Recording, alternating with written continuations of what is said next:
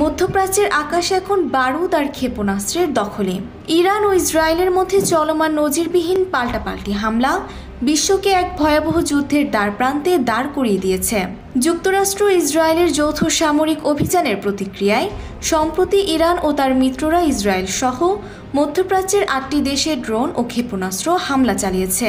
বিশ্লেষকরা একে তৃতীয় বিশ্বযুদ্ধের পদধ্বনি হিসেবে দেখলেও ইসলামী বিশ্বের একটি বড় অংশ একে দেখছেন কয়েক শতাব্দী আগের করা ভবিষ্যদ্বাণীর বাস্তবায়ন হিসেবে। ধর্মতান্ত্রিক ও ইসলামী চিন্তাবিদদের মতে বর্তমান পরিস্থিতির সঙ্গে রাসূল সাল্লাল্লাহু আলাইহি ওয়াসাল্লামের বর্ণিত কিয়ামতের আলামতগুলোর বিস্ময়কর মিল রয়েছে।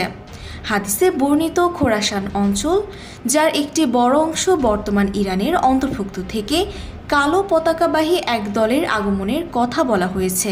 বর্ণিত আছে এই বাহিনী বাইতুল মুকাদ্দাস বা জেরুজালেম অভিমুখে যাত্রা করবে এবং কেউ তাদের গতি রোধ করতে পারবে না। জীবন অবাক না করলে কে করবে? 28% মিল্ক ফ্যাটের অবাক করার সাথে ফ্রেশ মিল্ক পাউডার। জীবন অবাক করুক প্রতিদিন। 1980 সালের ইসরায়েল জেরুজালেমকে নিজেদের রাজধানী ঘোষণা করার পর থেকে আল আকসা মসজিদের নিয়ন্ত্রণ নিয়ে মুসলিম বিশ্বে ক্ষোভ বিরাজমান।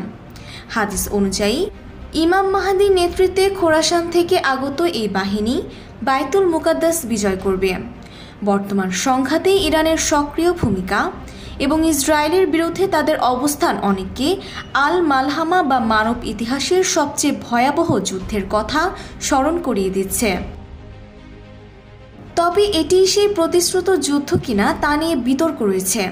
সমরবিদরা একে নিছক ভূরাজনৈতিক আধিপত্যের লড়াই হিসেবে দেখলেও সাধারণ মানুষের মনে প্রশ্ন, তবে কি আমরা শেষ জমানার সেই মহাযুদ্ধের সাক্ষী হতে যাচ্ছি? পরিস্থিতির প্রতিটি মোড় যেন প্রাচীন ভবিষ্যদ্বাণী আর আধুনিক সমরাস্ত্রের এক রহস্যময় সংমিশ্রণ। Desk report, Bangladesh bulletin.